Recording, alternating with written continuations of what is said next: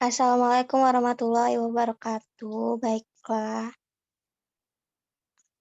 di sini kami akan mempresentasikan hasil kerja dari kelompok kami, kelompok 5, tentang teori biaya. Anggota kelompoknya yang pertama Amanda Delia Putri, Dede Rizka Putri, Maria Anggraini, dan Riyatu Zifki. Pengertian biaya. Biaya dalam pengertian ekonomi ialah semua beban yang harus ditanggung untuk menyediakan suatu barang agar siap dipakai oleh konsumen. Biaya dalam pengertian produksi ialah semua beban yang harus ditanggung oleh produsen untuk menghasilkan suatu produksi. Biaya produksi adalah semua pengeluaran yang dilakukan oleh perusahaan untuk memperoleh faktor produksi dan bahan-bahan mentah yang akan digunakan untuk menciptakan barang-barang yang diproduksi perusahaan tersebut. Next-nya akan dilanjutkan oleh Amanda Delia. Kepada Amanda dipersilakan. Selanjutnya, unsur-unsur biaya produksi. Yang pertama, bahan baku atau bahan dasar termasuk bahan setengah jadi. Yang kedua, bahan-bahan pembantu atau penolong. Yang ketiga, upah tenaga kerja dari tenaga kerja kuli hingga direktur. Yang keempat, penyusutan peralatan produksi. Yang kelima, uang modal sewa. Yang keenam, biaya penunjang seperti biaya angkut, biaya administrasi, pemeliharaan, biaya listrik, biaya keamanan, dan asuransi. Yang ketujuh, biaya pemasaran seperti biaya iklan. Yang kedelapan, pajak.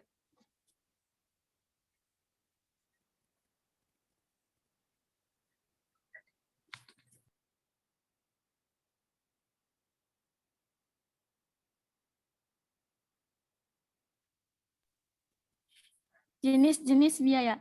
Yang pertama ada biaya bahan baku langsung atau direct material cost. Merupakan bahan secara langsung digunakan dalam produksi untuk mewujudkan suatu macam produk jadi yang siap untuk dipasarkan. Yang kedua, biaya tenaga kerja langsung atau direct labor cost. Merupakan biaya-biaya bagi para tenaga kerja langsung ditempatkan dan didaya gunakan dalam menangani kegiatan-kegiatan proses produk, jadi secara langsung diterjunkan dalam kegiatan produksi. Yang ketiga, biaya overhead pabrik atau factory overhead cost. Didefinisikan sebagai bahan tidak langsung, tenaga kerja tidak langsung, dan biaya pabrik lainnya, seperti biaya pemeliharaan pabrik yang tidak secara mudah didefinisikan.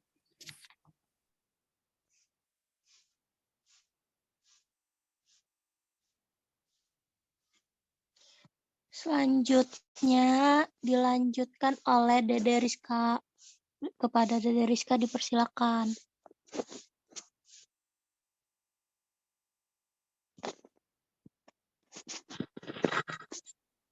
Biaya produksi yang dikeluarkan perusahaan dibedakan menjadi dua, yaitu biaya eksplisit, semua pengeluaran untuk memperoleh faktor-faktor produksi dan input lain yang dibayar melalui pasaran. Pembayaran berupa uang. Biaya implisit, biaya yang tidak terlihat langsung, misalnya biaya penyusutan barang modal. Produktivitas yang tinggi menyebabkan tingkat produksi yang sama dapat dicapai dengan biaya yang lebih rendah. Produktivitas dan biaya mempunyai hubungan terbalik. Jika produktivitas makin tinggi, biaya produksi akan makin rendah, begitu juga sebaliknya.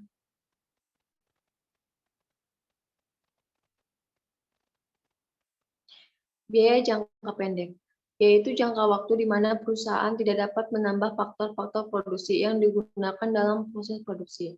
Dalam biaya produksi jangka pendek ditinjau dari hubungan yang dengan produksi dibagi menjadi dua, yaitu dalam hubungan dengan tujuan biaya.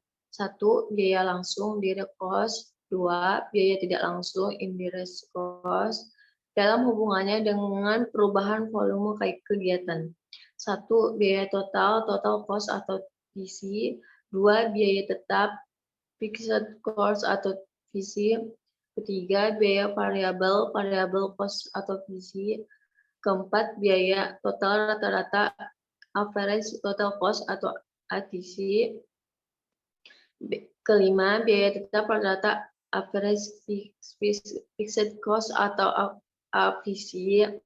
Keenam, biaya variabel rata-rata average variable cost atau AFC. Ketujuh, biaya marginal atau marginal cost atau MISI.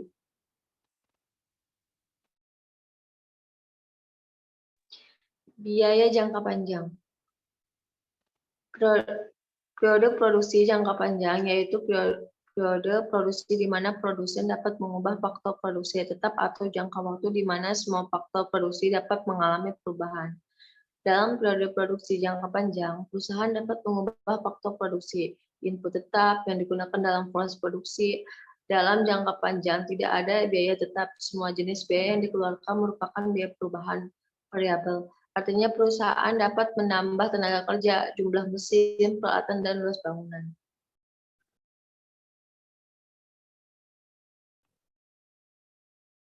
Selanjutnya akan dilanjutkan oleh Riyatu Zifki. Kepada Riyatu dipersilakan. Peminimuman biaya jangka panjang tergantung kepada dua faktor berikut. 1. Tingkat produksi yang ingin dicapai. 2. Sifat dari pilihan kapasitas pabrik yang tersedia. Faktor yang akan menentukan kapasitas produksi yang digunakan yaitu tingkat produksi yang akan dicapai serta sifat dari pilihan kapasitas pabrik yang tersedia. 1. Biaya rata-rata jangka panjang atau long run average cost atau LRC. 2.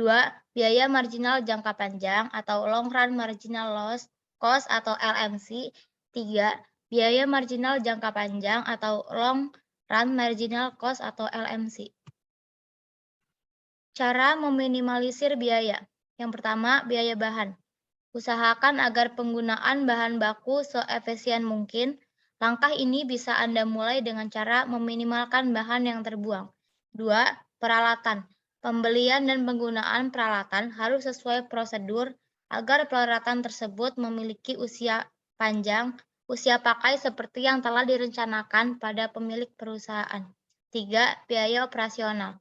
Selalu mencari terobosan atau cara baru agar operasional perusahaan bisa berjalan lebih efisien. Contohnya seperti mengusahakan untuk mencari cara efektif untuk meminimalisir biaya operasional. 4. Tenaga kerja. Untuk menekan biaya, maka kita harus mengupayakan agar tenaga kerja kita mampu bekerja dengan produktivitas semaksimal mungkin.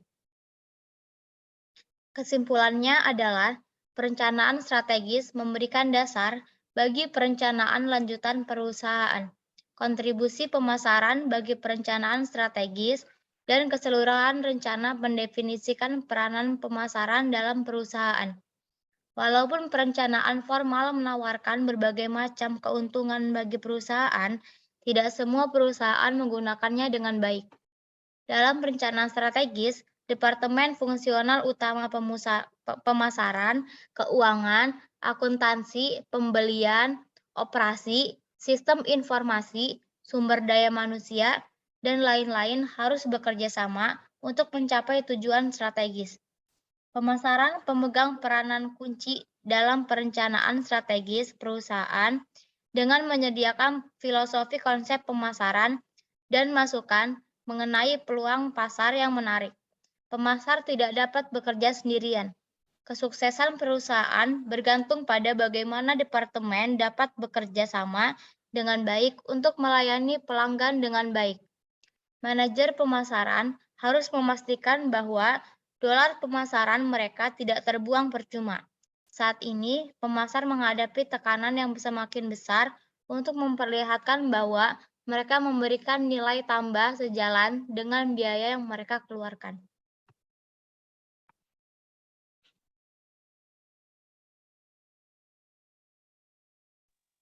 Baiklah, itu saja yang bisa kami sampaikan. Kurang lebihnya terima kasih. Wassalamualaikum warahmatullahi wabarakatuh.